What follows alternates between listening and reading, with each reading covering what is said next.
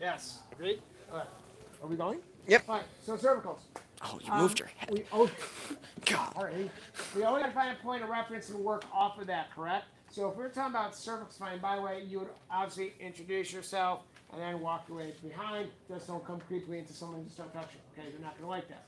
So if we are going to find a good point of reference for our cervical, what would we start with? I would start here. I mean, that's kind of big. So I would start on the skull. And we just did that, correct? So I would start right here on occiput, and then I would drop down. C7 is most prominent, but I want to make sure we know how to get to C7 first.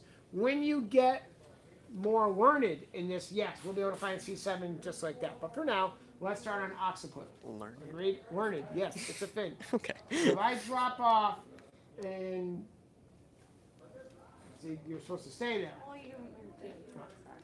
So once we drop off, you're going to feel that nice little soft spot. Now we can start feeling spinous processes and work our way down to cervicals. Which spinous process won't we feel? C1. All right, very good. And just start palpating. It's going to seem like a little bit of a nodule. Again, probably around C3, a little bit of C2. That's when you're really going to first start seeing it. All right, so basically what you're doing is you come down, you're going to start feeling right down about here. And as you come down, just palpate. You're just basically palpating the spinous processes as you work your way down. And then you're going to feel a very prominent. There's C7. All right, so you're kind of like, where is it? He's lying. They're not really there. Oh, hi, okay, fine. So there it is. Now, if we have them going through cervical flexion, you will see it becomes visually prominent. All right, so there's C7. Back up. And if she hyperextends, you'll feel C7 sort of buckle underneath.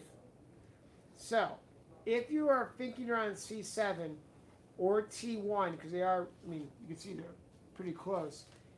If she hyperextends and that finger is not buckled under, like the spinous process stays there, you're really on T1, right? Come up here, hyperextend, you kind of lose it. That's cervical 7, C7.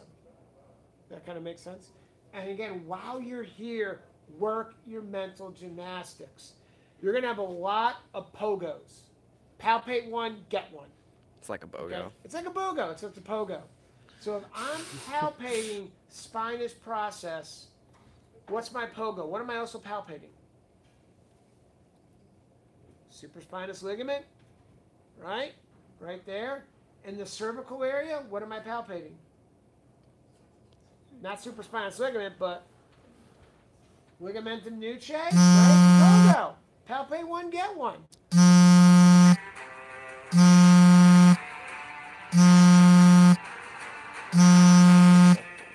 Oh, definitely ignore that one.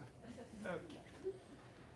Good, that makes sense? So we're going to start, we're just going to work our way just to cervicals. You can also do this. You mind lying supine? This way, please.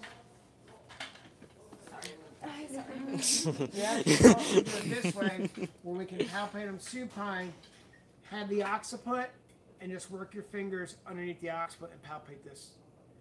By being in this position with her head like a bowling ball and her neck like a lasagna noodle, like nice and relaxed, what is that going to do to the musculature? It's going to relax.